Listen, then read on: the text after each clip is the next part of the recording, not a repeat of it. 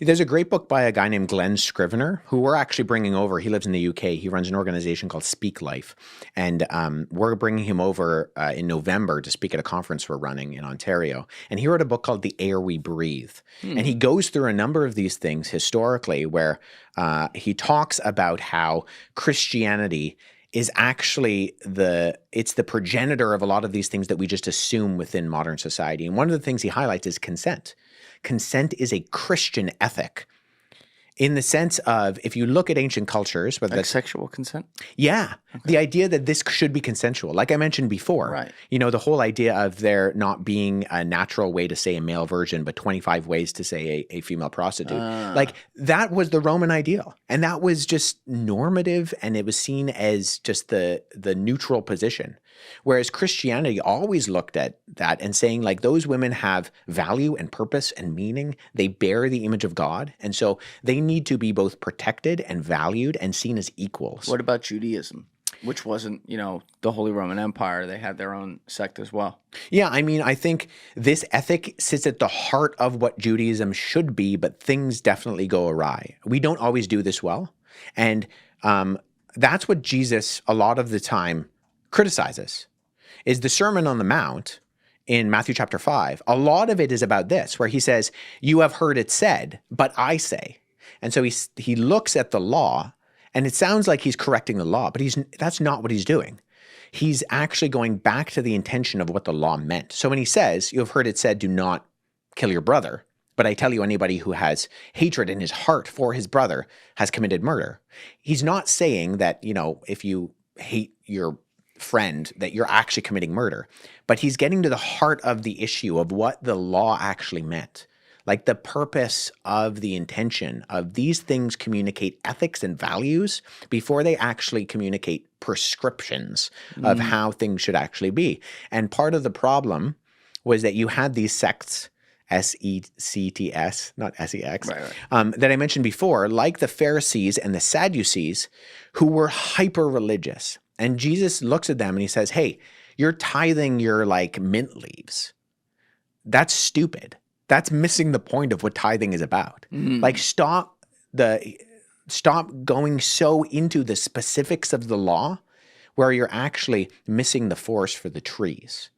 And part of that, I think, is this development which we see within Judaism, which is a negative patriarchal aspect. I mean, I don't think that patriarchy is necessarily a bad thing in and of itself, but there's a negative aspect of patriarchy in the same way that if you look at the content of Christianity and you pour it out, you get things like love your neighbor as yourself, pray for those who persecute you. But Christianity has a long history of not doing that well. There's another great book by a guy named John Dickson, who is an Australian New Testament scholar. He wrote a book called Bullies and Saints. And he goes through a lot of these examples of where he points out, okay, things like public education, that was a Christian institution. Things like universities, Christian institution. Public healthcare, Christian institutions. But then he says, you know, Jesus says, make sure you take the log out of your eye before you start pointing at the speck in your brother's eye. Let's look at the logs in our eye. Let's look at some of these examples of where Christianity has really done a terrible job at articulating and living by its essence. When you say those are Christian institutions, is it literally they're started by Christians on the basis of their Christian faith, or they're started by people who happen to be Christians and therefore they're Christian institutions? You understand what I'm saying? Yeah, well, if you look at their motivations for why they're doing what they're doing, a lot of it has to do with, like, the education factor was we want people to be able to read the Bible. Like a lot of the origins of public education come out of individuals like John Knox in Scotland, who was like, hey, I'm a Protestant. We're translating the Bible into English. I want people to know what it is. And the interesting thing I mentioned to you earlier before the show, Tom Holland, the historian, not the actor who is Spider-Man. I always have to preface with that. In his book Dominion, has a big section on slavery and says there is no abolition movement anywhere in history that was not both a Christian one and was motivated specifically by Christians. Why? Because they said we see the fact that we're all created in the image of God. And in fact, one of the first abolitionist movements was in the 4th century by the Cappadocian Fathers. And what they did is, I think it was Gregory Nazianzus, preaches this sermon where he says, how dare you think you can pay a price for God's image? You can't do that because there is no there is no price that could actually pay for how valuable the image of God is in every individual. And so they're the first ancient abolitionist movements. And then you also have Augustine, who's raiding these slave ships. Him and his church members are going in and raiding the slave ships and releasing them. And he writes and he says, I don't know if this is right to do, like ethically go in and like literally clear out these slave ships because this is to detriment of these people who this is their job. But at the same time, I can't help but do this. Yeah. And so you have these institutions which are not just motivated, but even the abolitionist movement in both England and then later in the United States, they were all Christians. None of them were not Christians. And even when the abolitionists, and there's a great section in Tom Holland's Dominion where he talks about how a number of the British abolitionists went down into North Africa to try to convince some of the sultans within North Africa to get on board, and they laughed at them. They laughed at them, and actually one of the lines, I think it was in Libya, the Sultan of Libya, said the only institution that goes back to Adam is slavery. In that it's like as inherent as it is for humanity to be humanity, slavery has also come alongside it. Mm. And I mean, slavery, there's still slavery going on in a lot of the Muslim world. But the word slave comes from the fact that North African Muslims were selling the Slavs from Europe into slavery. White slaves was literally where we get the word slave from. Yeah. It's the Slavics. So a number of these institutions that both Tom Holland, who's not a Christian, and Glenn Scrivener, who is a Christian, write about in Dominion and the Air We Breathe, point out very both articulately but pretty exhaustively, certainly Tom Holland's book is exhaustive, where a lot of these things that we just assume within modern Western world, because the modern Western world largely has a Christian origin, these come specifically from Judeo-Christian values.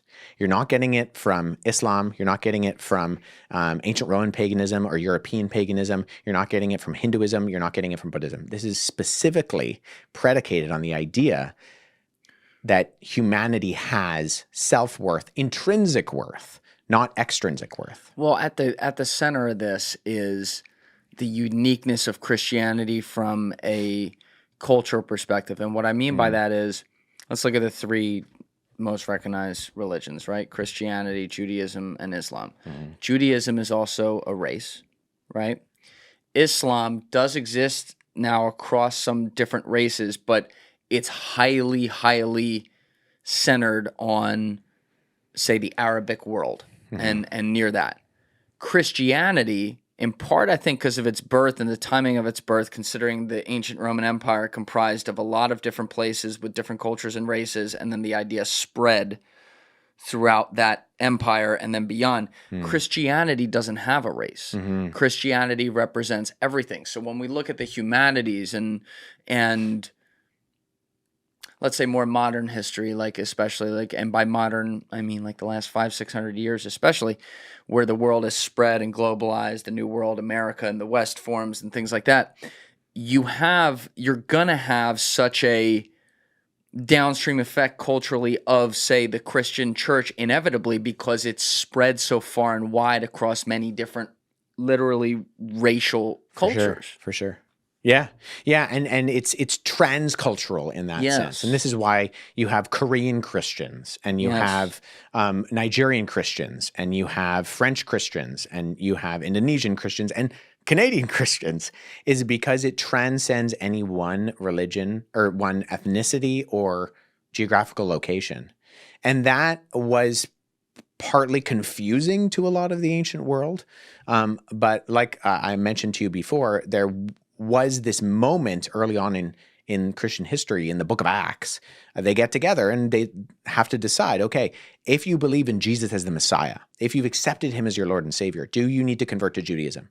Do you need to both obey certain laws and get circumcised? And they unanimously say no, because that's not what this is about. This is not about just this specific ethnicity. God has chosen people of every tribe, tongue, and nation. And the covenant is, so in ancient Israel, Israel operated as a city on a hill, is how it's often described in the Old Testament, in that they were this example to the nations. We are God's chosen people, and we are going to live a certain way, or we're called to live a certain way. Obviously, they don't do it very well a lot of the time. That's what most of the books of the prophets are about. To be a reflection of God's goodness to the people. In Christianity, it's, okay, now everybody is indwelt with the Holy Spirit.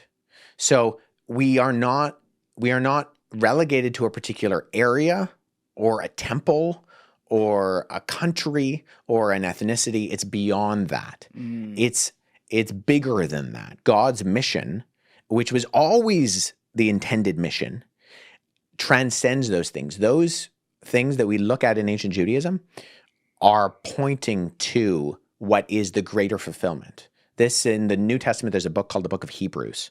And the Book of Hebrews is all about this, how all of these motifs in the Old Testament are fulfilled and actually we're pointing to Jesus all the way along.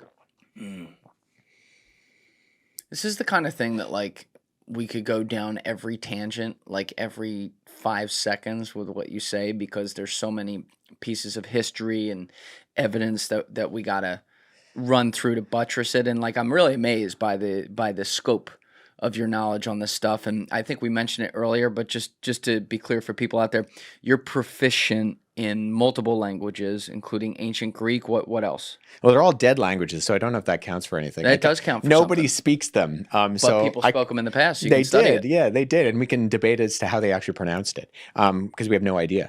Yeah, so primarily Greek and Hebrew. Greek, Hebrew, and Coptic are the languages that I operate in. Coptic is like Egyptian. Coptic is a form of ancient Egyptian. Right. So I know a little bit of Demotic, which is ancient Egyptian prior to Coptic. And I've dabbled in some languages that are related to Hebrew. So the Afro-Semitic languages like Akkadian and like Aramaic. And then very, very, very recently, like as in I've got some lexicons in the last week, I've been trying to make sense of some more Sumerian. But Sumerian's a weird one because it's a language isolate and it is not related to any of the other languages in any specific way. Right. So it's kind of off on its own. We have some of these examples of language isolates, whereas like at minimum, Semitic languages have some correlative crossovers. Right. So if you know Hebrew, you can figure out Aramaic based on the Hebrew you know. You can figure out some Akkadian based on that. But that is not true for Sumerian. Now, you've studied we talked about some of it today, but you've studied the history of the other religions too. Obviously, Judaism, it's tied, very correlated to Christianity, but Islam, you mentioned you read the whole Quran and you have colleagues like in the space and talk with them. When it comes to the history of, say, like the pagan religions that predate this stuff, like we've been talking about ancient Rome today, right? Ancient Rome, ancient Greece. Have you studied the origins of their religions as well? Yeah, definitely. Would you mind, let's start with Rome. Can you explain the basis of what they believed in, starting in the BC times for people out there? Yeah, so it's a little bit tricky in the sense of there are multiple religions working alongside one another within Greco-Roman antiquity, in that the ancient world was not just polytheistic in that they believed in multiple gods, but they were henotheistic. And what henotheism is that there's all the gods existed on a hierarchy. And so when my patron god, I go to war and I defeat you, that's a symbol that my patron god is actually stronger than your patron god.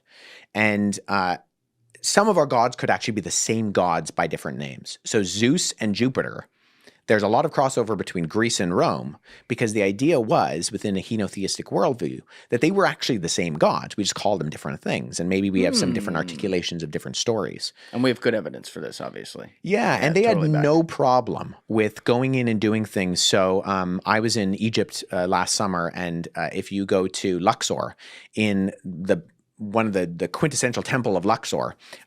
You go in and the temple is very, very old, thousands of years old. But there's a section in what is actually the end of the Holy of Holies in that temple where Alexander the Great has built a separate little box that has a roof. And if you didn't know, if you couldn't read the inscriptions on the wall, you wouldn't necessarily identify it as having been Alexander the Great, other than maybe there's a few Hellenistic Greek motifs on some of the columns or whatever. But in the actual pictography of the hieroglyphics, Alexander the Great is portrayed as a pharaoh, and he's being portrayed as a pharaoh that is being seen as being approved by the gods. And this was not problematic to Alexander the Great being a worshiper of Zeus, because it's not in competition to his religion. In Egypt, Ra rules the day.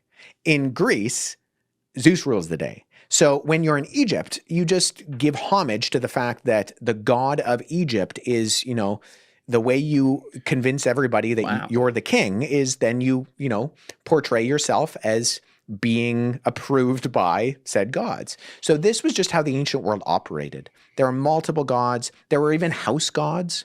But they don't have anything like sorry to cut you off, but it's not like there are stories that are paralleled with like a physical being like Jesus that then resurrects.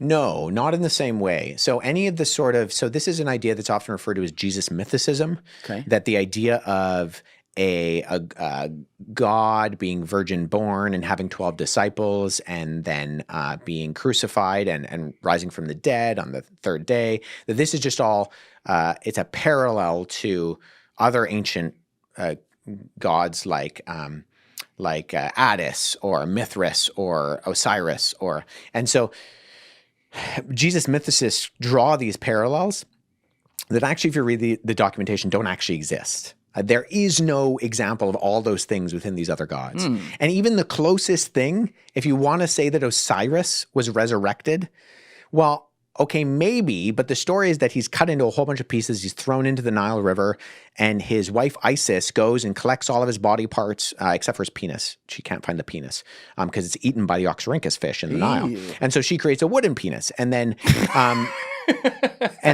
she wraps it all together, and this is the first mummy because she wraps all the body pieces together so that it's one unit, and he comes back to life as the revivified mummy god of the dead. With a wood dick? He has he's a wood phallus, which he actually sleeps with and then creates Horus. That's the origin of Horus. And that's... That's possible? Listen, no, but we're talking ancient Egyptian mythology here. But nonetheless, so some people say, well, that's an example of... Is that where we get the term Woody from? I don't know. I'm not gonna go my there. head's going there. When some people point to that and they say, oh, well, that's actually a virgin birth, right? That's the virgin birth of Horus. Oh. But they're for stretching all it. intents and purposes, that is nothing even analogous to what the gospel describes as a virgin birth. So you're pulling at any type of parallelism that you can possibly find. So there's a scholar named N.T. Wright. He currently is like N.T., like the letters N.T.? Yeah. So what's his name? This is the letters N.T. and then W-R-I-G-H-T. English theologian. Yes, very prolific Pauline scholar. He wrote a book called, that right there, The Resurrection of the Son of God. Second one is the green one.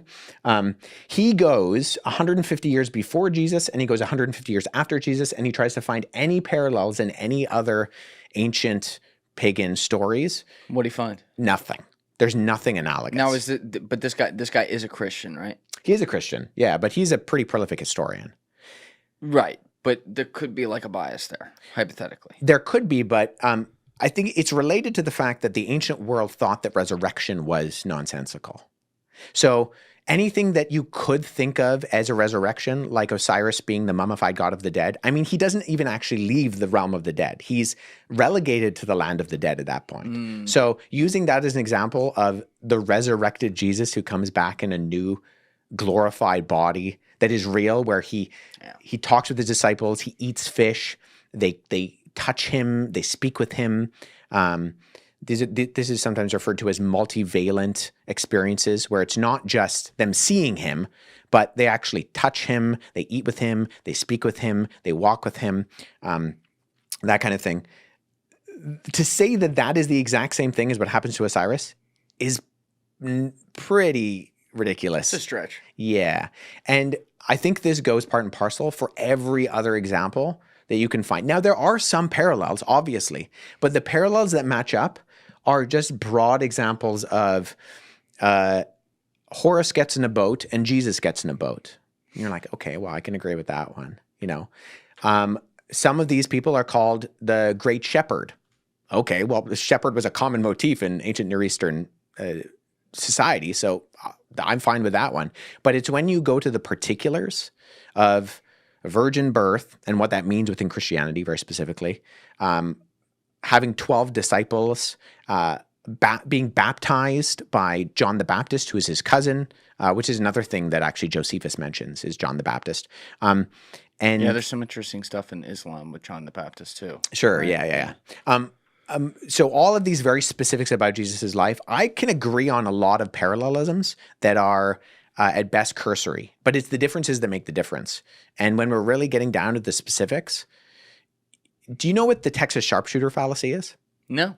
Okay, so the Texas Sharpshooter fallacy in the formal rules of logic comes from the idea that you have a Texan with a pistol, and he's firing in the side of a barn. And he's just firing at random. And then he goes and he finds the closest cluster of bullet holes and he draws the target around them, thus making himself look like a great shot. Yeah. And so when we come to things like historical parallelism, we need to make sure, A, we're not committing the Texas Sharpshooter fallacy and just looking for all the closest cluster of things, even though there's a mound of differences over here. But, these 5 things actually correlate. And we're not committing the correlation versus causation fallacy, because some things are always going to correlate that don't necessarily cause that thing. You have to draw a direct line within historiography to proving, okay, A follows B.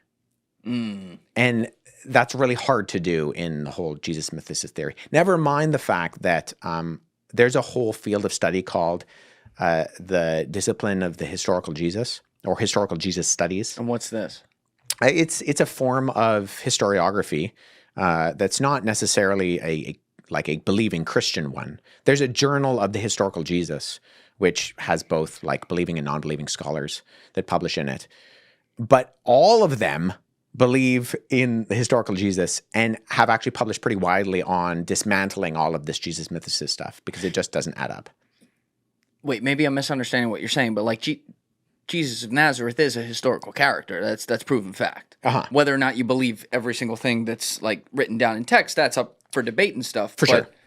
Are you just saying that they're confirming that he was a historical figure, or that the actual narrative around him is? Both and. So a part of Jesus mythicism is an argument that Jesus never existed. And that the reason why we can show that he never existed was because of all these parallels, that he was actually just a copycat. So it's a version of historical Meaning he existed, denialism. but he was just copying shit. No, that they invented him afterwards to justify the religion. But we know he existed. Yes. That's Correct. historical. Yes. So what's the point? But these communities exist online. And there are some more type of... I mean, do you see other communities that exist online too? Hey, you're not wrong there. But there are some more kind of academic formulations of this. There's a guy named Bob Price, who has a formal PhD in history, who uses some of these arguments in order to deny that Jesus actually existed. There are a few others of them, but of the thousands of scholars that exist within historiography, the ones that deny the historical Jesus based on these arguments, I could probably count on one hand. Yeah, who have actual accreditation. Well, another thing here too that we haven't, I think it's come up intermittently today. I can't remember what we were talking about before versus what we were talking about on camera. So apologies if this came up more than I thought. But, when you're looking at all these texts, and I'm not just talking about the Bible or ancient texts related to Christianity, I'm talking about everything, every topic, every religion, all of it. There are all kinds of potential translations. Sure. I mean, you will have one line in the Bible that people translate fucking 40 different ways, and Right. this word being there versus that word being here can completely shift the meaning with this. So, how, like, as someone who can actually translate some of these language, how do you even navigate that if sometimes something is like, wait, all these versions of the Bible translated this different, you know, and it could throw off the whole meaning of like an entire book or something like that, or a story within the book. Like, how do you navigate that? Yeah, so translation exists on a continuum of philosophy. So typically, what you're looking at is what's often referred to as formal versus dynamic equivalence. And that's sometimes parsed out by using the terms phrase for phrase and thought for thought. Okay. So we have this like incredible amount of English translations of the Bible to the point where we do not need any more English translations of the Bible. Like it's a problem. And this is not something that other languages have. I have friends who are, say, Cantonese or Korean or even French.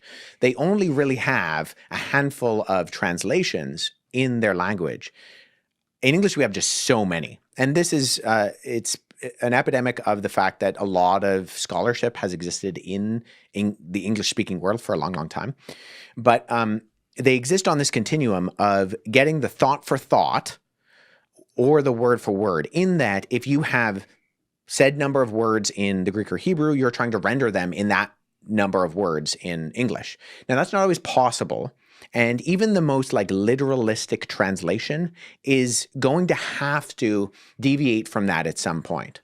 So let me give you an example of this in the sense of one of the most quoted verses of the Bible in the Bible is a version of Exodus 34:6. Okay. Where God appears to Moses and he says that he's a compassionate God, that he is abounding in love and mercy.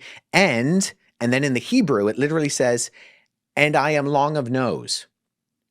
Now, no translation renders that in any language that I'm aware of, specifically English, as long of nose. So what does that mean? Well, it's an idiom. It means that he's slow to anger. Right. So even the most literalistic translations, there are a few out there. The New American Standard Bible is pretty literalistic. The English Standard Version is pretty literalistic. They're not going to render that as long of nose because it just doesn't make any sense. And so some are going for more of, and this is kind of my beef with some more classical translations. So if you come to my church at West Toronto Baptist, we have pew Bibles, in that you sit in the seats and there's a Bible in front of you. That's an ESV, an English Standard Version. It's a pretty darn good translation of the Bible. On what basis? I don't love it on the basis of that it has a very knowledgeable committee of scholars who are committed to rendering the text to the best of their ability. However, it's a very literalistic translation. And so particularly in the Old Testament, I don't love some of its translation choices because it just feels awkward. So actually, when I was on the plane flying over here, I was looking at an ESV, an English Standard Version, and I was looking at Mark chapter 1, where Mark chapter 1 quotes Isaiah saying the prophecy about Jesus via John the Baptist, calling John the Baptist one who's crying out in the wilderness. But it starts by saying, I am sending a prophet before your face. Now, that is literally what the Greek says. I'm sending him before your face. But if you jump to a more dynamic equivalent translation, like the NIV, the New International Version, or the NET, the New English Translation, it's going to say something like, I'm sending a prophet ahead of you. Because we just don't say before your face, right? Like, hey, Julian, I'm going to send this thing before your face. Right. Yeah. It doesn't make sense. It's awkward. But that is literally what the text says. That's what I would say. It's awkward. I feel like it almost makes sense. It's just awkward. Like, why would you say it that way? Yeah. Some of these translations are like driving an old stick shift. Yes. Where like you can figure it out, but you got to really get it into gear and you got to fight with it sometimes. Whereas some translations are going to go and really try to render the meaning of the text. Now, academically, there's a debate. What do you want? Do you want something that is very emblematic and authentic to the actual words? Because Jesus didn't, Mark did not say sending him ahead of you. He said sending him before your face. Or there's another example in the Gospel of Luke where Jesus says to his disciples, what's the phrase? It's let these words sink into your ears. Now, that's literally what the Greek says. Now, a more dynamic equivalent translation is going to say, listen carefully to what I'm about to say. Now, Jesus did not say that, but that's what he meant. And so and we can ascertain that. Yeah, and it's fair to make that leap. You're totally. saying. So you have these issues like idioms. You have these issues like kind of awkward wording that if you just translated them directly, it doesn't. You got to figure it out. And so, actually, if you go to it's a shameless plug. If you go to wesleyhuff.com. Oh, I know, right? You got to get it in we'll there somewhere. have that link in description. Okay, I appreciate that. I actually have a section. So one of my should have made it weshuff.com. 2 syllables. I already bought the domain, so okay. Right. Unfortunately. There's a tab at the top that says infographics. This podcast was called Trendify at one point, which is the dumbest name of all time, and now it's not. I'm just saying. There you go. I could switch it up. It still is my name, though. Okay, here we go. I'm pulling it over to this screen for us. So if you scroll down, I actually Oh, shit. No, go down. Keep going. Keep going. Keep going. Keep going. Right? No, keep going. Sorry, I thought that was it. That's not it. Under manuscripts? No, I think it's under the Bible, archaeology. Is it not there? I hope it's there. Translation. So up. That one. Okay. So that is my trying to map the continuum of Bible translations via thought for thought and word for word. And so these are like the main English translations that if you go to Amazon and you're looking for English Bible translation, and you can see there's a lot there. Like there's too many, right?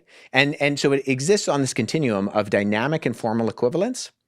And so this, I often tell people, see this less as a spectrum and more of, a lot of these translations are actually on top of each other more than they're like, one is slightly further to the left or to the right. Okay. But then you have paraphrases on the end. And paraphrases are something that I would not recommend because it's not actually trying to translate the words as much as it's trying to create a paraphrase of what's being said. But to your question... who's making this determination again? I might have missed that in there. Me. Right. So this is just you. It's an educated perspective on Bible translations more generally. So I am getting advice from other people, some of whom sit on the translation committees for these very Bibles, who I have kind of... What are the backgrounds of those people? Are they always like all Christian or... No, it's all over the place. All right, that's good. Yeah. I like that. Most Bibles will have a translation committee. So there are some like evangelical Bible translations, which are pretty good. So the NIV, the New International Version, is an example of a more sort of evangelical Bible translation. But the people are still Bible scholars, like they're the top of their field. But if you have something like the NRSV or the AMP or, even the NET is done by, is headed by the individual who runs the organization that I showed you before, the Center for the Study of New Testament Manuscripts. So he has, out of Dallas Seminary, put together his own committee of Bible experts, and they came up with the New English Translation, which has exhaustive footnotes. So one of the things about the NET is that I don't always love the way that they translate the text, but they go to length. Like sometimes I have a paper copy and the footnotes are longer than the actual text of the Bible, because they're like, hey, any possible issue you have with like interpretation or manuscripts or variants or whatever translation, we're going to try to give it to you as best we possibly can that's legible. So usually when people ask me a question about the Bible or like a specific verse, and I'm like, I don't know, what I do is I pop over to the NET and I look at what the translation notes say because it's exhaustive. Your question about translation and the complexity of translation is a good one, because whether we're talking about the Bible, now, fortunately, we have all of this stuff with the Bible, which is why when people ask me, what's the most accurate Bible? I usually say I don't know the answer to that question because I don't know what you mean by accurate. Because some Bibles are really great at rendering what the meaning of the text is. Others are really great at rendering like the actual literal words. Some are a mix, but what's more important? That's the debate. And ultimately, I don't know, because sometimes you miss things in one or the other. See, and this just, armchair non-expert take, Yeah, but yeah. I would think the best translation would be the literal words that then as a second layer, once you have the literal words of whatever was written in the language on paper, you could then have some sort of expert translation of, say, some of the idioms or culturally unique things that would have been said within those languages that don't translate perfectly to English or whatever language you're translating it in. Yeah, and there are some Bibles that try to do that, but I think they don't do a really great job of that. So the AMP, the Amplified Bible, gives you all the possible translations of given words. And that's like interesting, but largely unhelpful because words almost exist exclusively in their meaning in their context. So sure, these are all the possible hypotheticals of what a word could be translated, but what does it mean in that context? Because it doesn't mean all these things, and it could just mean one of those things. And so that's where I don't actually recommend something like the Amplified Bible, where they're trying to do that, but they're almost going over and above in an unhelpful way. I mean, all this caveat aside is the fact that we have phenomenal English translations. Like the amount of scholarship that's been poured into the English Bible is ridiculous. And largely the reasons why we debate about these things is because there's so much. The problem remains when we don't have this 2,000-year history of translating the Bible and looking at all the different options and versions and with other documents. So when you're talking about something like the Epic of Gilgamesh, you're reliant on really only a handful of translations unless you're able to go back and read, Akkadian cuneiform. Right, which is far more unique, for sure. And there's still arguments on how things are translated within the languages that we have far more understanding on. Totally. I mean, you're familiar with my buddy Danny Jones's podcast, right? Danny Jones podcast. So Danny's one of my best friends, and he's a fucking gangster because, he's such a humble guy, but a lot of people don't realize before he was ever a podcaster, he was a world-class documentarian and cinematographer, all these things. And the reason I think he's one of the best on planet Earth, he might be second best in my book behind Joe Rogan, is that he doesn't give a fuck who he's talking to. He wants to capture what they say, put it out there, document it, and let other people decide. So you're talking about a guy who talks to people from every end of the spectrum, literally known to man, and the range of his podcast at this point with the opinions of guests has gotten, I don't think there's anything else like it online. Now, he had a guest somewhat recently, like in the last 6 months, named Ammon Hillman. And this is where, I see you smiling about that, this is where I also want to make sure I'm clear, like as the guy hosting the show, just kind of where I stand on some stuff. I'm going to come back to Ammon. I was not the biggest fan of him, but just so people understand where I'm at, I grew up Catholic, you know, St. Anthony's the name of the family. I wear the pennant in that way, but like I'm not a practicing Catholic. I do believe there's a God, there's a creator. I think I'm going to have to answer that someday, so I want to live well on here. I think that a lot of people in the world use different organized religions like Christianity for good. There's a small percentage that uses it for bad. I have some issues with, some of the history there and things that have gone on, but that's just like my personal end of it. So when I tell you I look at these hardcore ancient histories and what we were told versus hardcore religious people and scholars, like I really come at it somewhere in the middle here and am open to what people say. That said, I think everyone from either angle is motivated by the things that happen to them.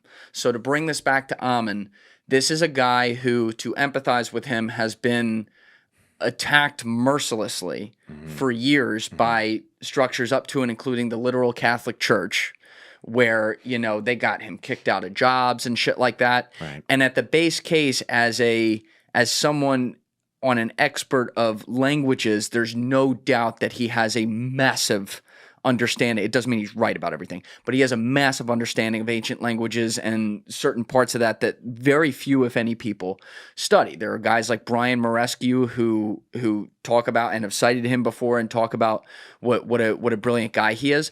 That said, the reason I wasn't the biggest fan is because I think, in the equal but opposite reaction to life that I talked about earlier, he has been strongly behaviorally motivated by anger at what has been, I agree, unfairly done to him in many ways, that has kind of pushed him to a point where he wants to get to the opposite conclusion no matter what. So it's not good enough that, like, for example, the Catholic Church and the teachings of Christianity are wrong. It's like, no, Jesus used kids as drugs, and it has to go too far. That said, I listened to that podcast back when it came out. I haven't listened to it since.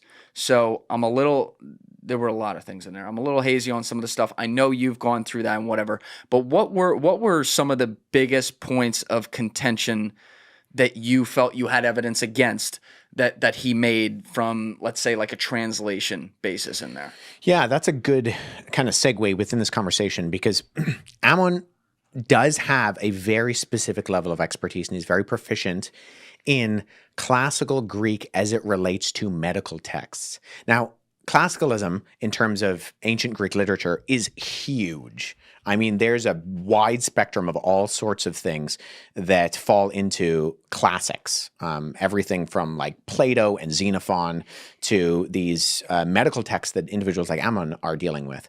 I think part of the problem, and aside from the character assassination that I can't speak to because I've only seen bits and parts of it, and would probably agree with you that that's not fair. His arguments in particular are not just fringe, they're him against the entirety of the scholarship. And that's where he's taking very specific parameters for words, and he's then applying them in ways in contexts where they just do not apply. And individuals who I greatly disagree on a whole range of things, individuals like Dan McClellan and Kip Davis, who Kip is actually a fellow Canadian. He lives out in British Columbia, but have pointed out the fact that what he's doing is he's applying a very specific level of terminology within the ancient Greek language in cases where it doesn't apply. And so it's the equivalent of saying, so in my own sort of sphere and field, there are specific terminologies that exist within theology, like we talk about Christ condescending. And what we mean by that is literally the Latin con, meaning with, and descend, to come down. And so when we're talking about the condescension of Christ, what we're talking about is the humility of Christ, to step out of his eternal throne as the second person of the Trinity, stepping into humanity. But if you were to say to someone after this, if someone said like, hey, you met Wes Huff, how was he? And you went, he's a little bit condescending. You wouldn't be talking about my humility. No. Right? Because that word has a different meaning in its different context. And part of the problem with something like what Ammon says is that he's taking terminology that exists within the parameters of a specific field, and then he's applying them in areas where there's an entirely different contextual meaning and spectrum of understanding. So part of what he said that some people jumped on was that he says that the word Christ comes from the Greek word chrio, which it does, right? To anoint. And in ancient Greek medical texts, there is a usage of that, which he has capitalized on with applying drugs to your eyes. Now, more broadly, chrio does mean to rub, particularly a liquid ointment or substance, on your body. So this relates to everything from bathing to ritual practices in religious circumstances. But you could likewise say if you were an ancient Roman and you had a bath and you came out and you put on skin cream, right? So your skin didn't dry out, that was an example of chrio. You were applying it to your body.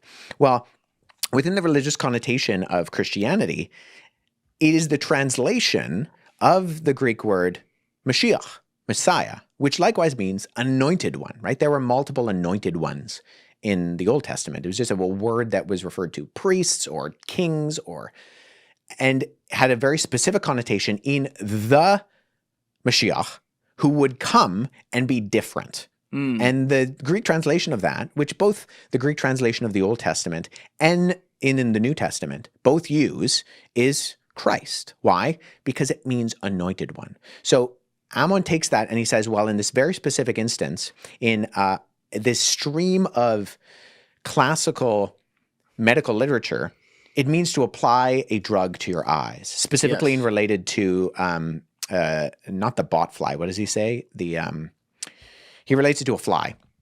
And I don't remember the detail, but well, and it does mean that in the particular instance that it's being used. But this is where semantic range is very important.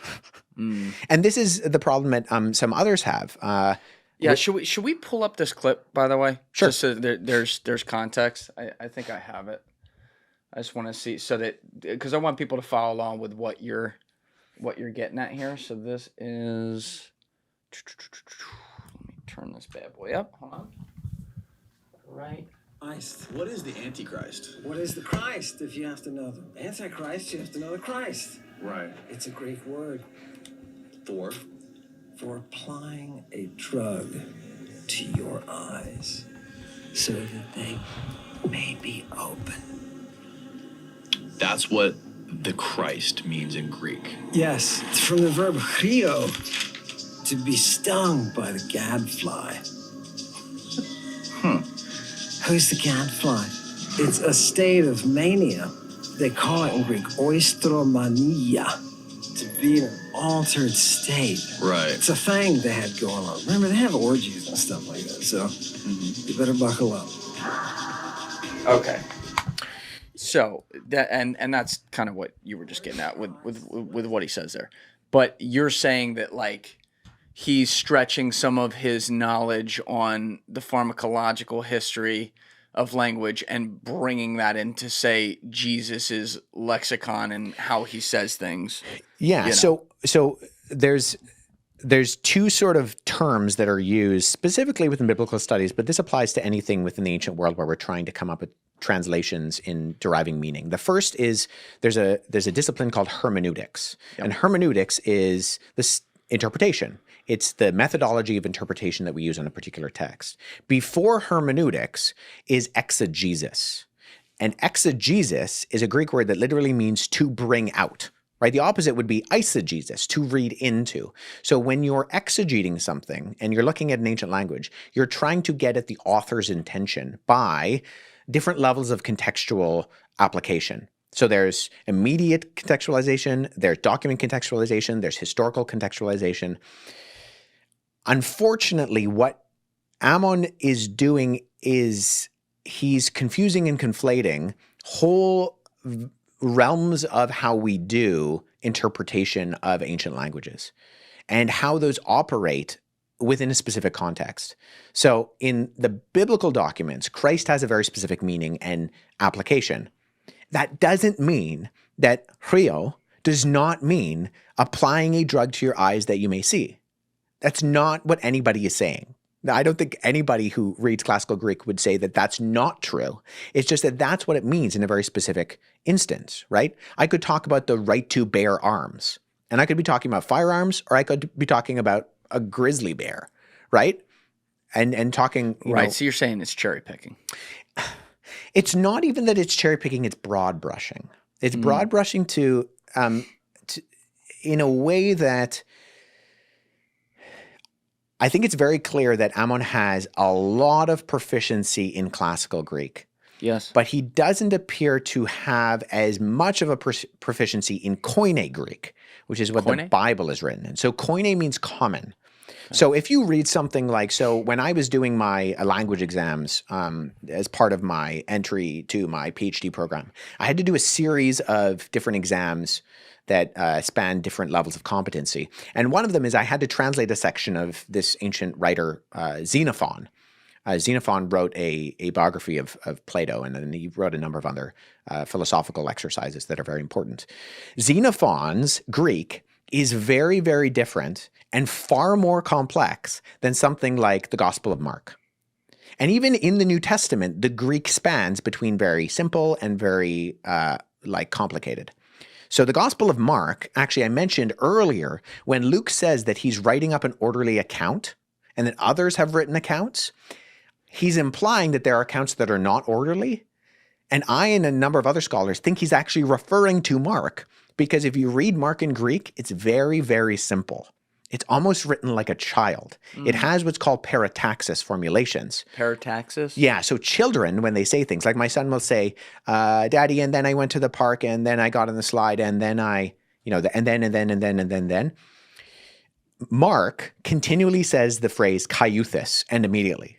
Everything is immediately. And immediately, Jesus got up out of the water, and immediately he went out into the wilderness, and immediately he was in the temple, and immediately. And it's just a symptom of very simple writing. Yes. It's called parataxis. Yeah. And so a lot of the times you'll see this in the translations, but sometimes they just leave out the end immediately because it's just superfluous. It's not needed, because it's just like ad nauseum repeated all the time. And if it's deemed to not actually be communicative to what Mark is saying in that particular instance, it's just kind of the repetitiveness of the phrase, then some translations actually leave it out in some instances entirely. So you have this spectrum. For a long time, scholars looked at the Greek of the Bible and they were confused by it, because they were like, why is it so different than the classical Greek? Why does it operate on at times a more simplistic level, but it just looks different? And there was a period of time in the Middle Ages where they referred to it literally as Holy Ghost Greek, where they said, actually, this is what inspired Greek looks like. This is divine Greek. And then in the 1800s, between 1864 and 1867, these two guys, Grenfell and Hunt, who were fresh graduates from Oxford University, Queen's College, they head over to Egypt to look for not statuary or monumental architecture, which was the standard for the time in Egyptology. They were looking specifically for manuscripts. And they end up going, all up and down the Nile. They're running out of finances. They don't know what to do. And they stop in this city called Oxyrhynchus, and they turn to the garbage dumps. And they dig up the garbage dumps, and they find thousands, 500,000 papyri. In the garbage dumps. In the garbage dumps, because Oxyrhynchus was this key center of learning. However, a lot of it is just what's sometimes called documentary papyri, where it's things like receipts, or it's things like communication from political officials. And lo and behold, this Greek looks like New Testament Greek. And so that's when we get this classification of koine, of marketplace Greek, of common Greek. And actually, it was the opposite of what scholars in the past thought. This isn't like special divine Greek. This is actually regular people Greek. This is what you would have been talking in the marketplace. Yes. And so the gospel authors are writing in this way, A, because it's simple, and B, because that's what the average person is going to be able to understand if they are or have some level of literacy. They're not going to be reading Plato. They're not going to be reading Cicero. But they may be able to read, their receipts, their laundry lists. Yeah. The Cicero, I'd love to get your thoughts. Like, I'd almost love to see you watch the whole Ammon podcast and keep pausing it and react and see maybe there's even some stuff you're like, oh. But some of the stuff he has on Cicero, because that's separate from the biblical things. I mean, I don't know if it's right or wrong or whatever, but that was eye-opening for sure. And I know that was eye-opening for Danny too. That said, your point about Ammon having a knowledge that very few people have on certain aspects of linguistic patterns in ancient languages. I forget some of the terms of them. I'll fuck that up if I try to say it. But your point there is right. And I also think that's the slippery slope with a guy like him too, because I will tell you, I don't care what the topic is. Whenever I hear someone come out and say, I'm the only guy that knows That's pretty good. about what's happening with this language, because I've been studying this my whole life. Right. And there's really no one else who's gone to Israel and studied the Greek among the architecture there. Yeah. When I hear that, that says to me he's therefore saying, because I'm the only knowledge on this, you have to listen to me. And he's precluding that there could be any defenses against what he's saying because other people don't know, which, it's a strong word to use. But when I hear stuff like that, I go, oh, is that like charlatanism? you know, because you're trying to say like, you got to come through me. There's no other bridge here to this knowledge. Yeah, there is a logical fallacy. That's the logical fallacy of the populace in saying that the majority is always right. And I think it's not true that the majority is always right. I mean, I hold positions that is not the position of the majority, even within my field.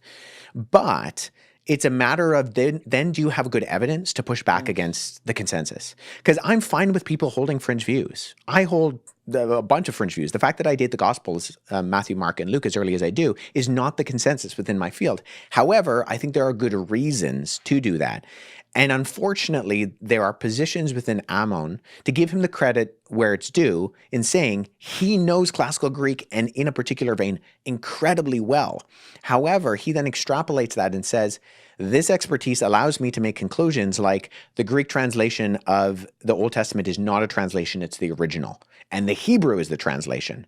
When of the tens of thousands of Septuagintal scholars, so that's the Greek translation of the Old Testament, the Septuagint, no one holds that position. Right. Not like there's a contingent here. Nobody. And I think, unfortunately, it's emblematic of the fact that specificity and expertise in one area does not necessarily then extrapolate it into all of the areas that could possibly be adjacent to that. That's a good point. That's really well said. Listen, I want to get to one more main topic in here, and then we're going to do a Patreon episode. There's going to be stuff in there. We'll talk about the Templars. We'll talk about evolution. We'll talk about the biblical timeline and all that. But on the actual episode here, just because we talked about it earlier and got off it and said we come back, some of the other banned books, quote unquote, of the Bible. You got things like the Book of Enoch, Nephilim. My buddy Mark Gagnon actually just did an episode with a guy that I haven't seen yet that's like popping off where they went into all this. So I got to check that out. Everyone check out Camp Gagnon. Great show. But like, let's start with Enoch. Like, what's the history there, and what's like the arguments against that being a part of the Bible? Yeah, so we've talked about a number of documents that would fall into the category of apocryphal literature. And so apocrypha, the Greek word apokryphos just means secret or strange, and it becomes sort of the categorical term within early Christianity to describe anything outside of that which is canonical. So the canon is what's considered scripture, everything else is apocryphal. That doesn't necessarily mean it's heretical, but it just means it's in a separate category. Within the category of apocryphal, you also have documents that are sometimes referred to as pseudepigraphical, right? So think of pseudo, like a pseudonym, right? It's not your real name. Pseudo and graphe. It's a strange writing. It's not your, like pseudo means false, and then graphe means writing. So pseudepigraphical documents are documents like the Book of Enoch, which have a label of being written by a particular individual who it's largely agreed upon is not the individual. And so that's in a category of its own. The thing with Enoch is that it was never considered banned. It was always part of a group of Jewish literature, which was very important within sort of the Jewish understanding. So we've largely been talking almost exclusively, I think, about documents that post-date the New Testament documents. Right? So the Gospels that were written by the various Gnostic groups, those are after Jesus. Enoch comes before Jesus, and it's in a category of literature that was written between the last book of the Old Testament and the first book of the New Testament. So there's about 400 years there between, I mentioned in the Protestant Old Testament, you have the last book is Malachi. Between Malachi and Matthew, there's a 400-year gap, which is sometimes referred to as the 400 years of silence, which is a bit of a misnomer because it wasn't silent. There was a whole bunch of Jewish literature being written, but there was this cultural understanding within ancient Judaism that the voice of God was not being communicated through prophets in the same way. So that's why it's sometimes referred to as that. However, the Jews are writing all sorts of things. And one of those things that they are writing on was the Book of Enoch. Now, we also need to be careful with the Book of Enoch because what we call specifically First Enoch, there's a First and Second Enoch. When the Book of Enoch is usually referred to, it's usually referred to, we're usually pointing to the Book of First Enoch. The Book of First Enoch, as it exists, you can go buy a copy of First Enoch. In fact, there's a pretty recent, very good translation of it by the publisher Hermania, which is the most updated one, takes into consideration things like the Dead Sea Scrolls. And what you have there is a collection of various Jewish texts that span about a period of 200 years before Jesus and about 50 to 100 years after Jesus in multiple languages. So you have sections of the Book of Enoch in Aramaic, you have sections in Coptic, and you have sections in Greek. And those are all brought together in what we call First Enoch. Now, the old sections are really, really old. The old sections are about 200 BC. They're in the 3rd century BC, and they're largely written in Aramaic and Greek. And those predate Jesus by a ways, and actually the New Testament shows recognition of it. In the book of Jude, it refers to a section of the book of Enoch. So it's present in the Bible. Now, that doesn't mean they thought it was scripture, because we know unanimously they did not think it was scripture. Jude is simply referring to a piece of literature that they would have been familiar with to make a particular argument. Paul also quotes Menander, the Greek philosopher. He didn't think Menander was divinely inspired. He's just using the literature of the day to make particular arguments. But when we're talking about the book of Enoch, Jewish scripture occasionally refers to supernatural beings, like angels, like seraphim, like cherubim, like demons. But it doesn't really, or the Watchers is another one. Jinn? No, that's different. That's Islam? Yeah, that comes along. yeah. That's about 600 years after. Beck Lover somewhere is like, God damn it, Julian. Yeah, no, the jinn are a separate thing. That they're Got it. Entirely. They're good and bad jinn. They're not even in this sort of category. But so you have these things mentioned in the Old Testament, but they're never really explained. Thank you for watching the video, guys. If you haven't already subscribed, please smash that subscribe button and check out this clip's full podcast episode by clicking here